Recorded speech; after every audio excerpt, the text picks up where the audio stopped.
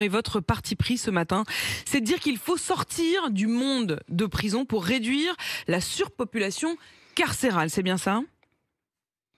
C'est tout à fait ça et c'est même une urgence. Vous voyez, une équipe du CGLPL se trouve actuellement à la prison de Gradignan, surpeuplée à 220, entre 220 et 230%, avec 3, parfois 4 détenus par cellule. Et avant-hier, le feu a pris dans une des cellules. Il y a un mort, un blessé. Il y avait un seul surveillant dans la coursive. Parce que cet état de fait, cette surpopulation, tombe sur les détenus, mais retombe, les conséquences en retombent également sur les surveillants. Et c'est invivable. Je ne pense pas qu'on sorte meilleur de prison après 3 mois, 6 mois, 8 mois passés dans ces conditions, entassés dans un espace vital de 1 mètre carré, 1 mètre 30 carrés par personne. Vous voyez, ce sont des conditions. La surpopulation vicie tout. Les relations entre les détenus, celles entre les détenus et les surveillants, ça empêche l'accès aux soins, ça empêche l'accès aux activités, même aux douches.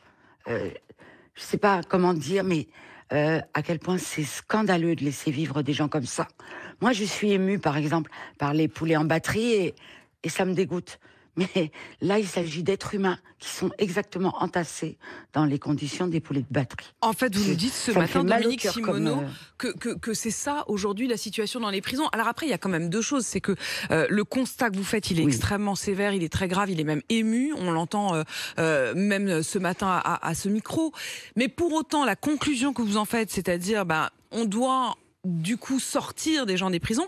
Est-ce que normalement, dans un fonctionnement normal de la justice, le jugement devrait être mu par la faute commise ou par la capacité d'accueil? Est-ce que vous n'êtes pas en train d'inverser la logique? Non, mais je suis d'accord. Je suis d'accord avec vous. Simplement, pourquoi la France a-t-elle petit à petit pris la prison, ou même depuis toujours, comme seule référence de la sanction? Il y a d'autres sanctions. Regardez Balkany, que je salue parce que il a donné l'exemple même que le bracelet électronique qui vous permet de rester en liberté, mais sous contrainte, est une vraie contrainte. Patrick Balkany est retourné en prison parce qu'il n'a pas respecté les contraintes du bracelet électronique.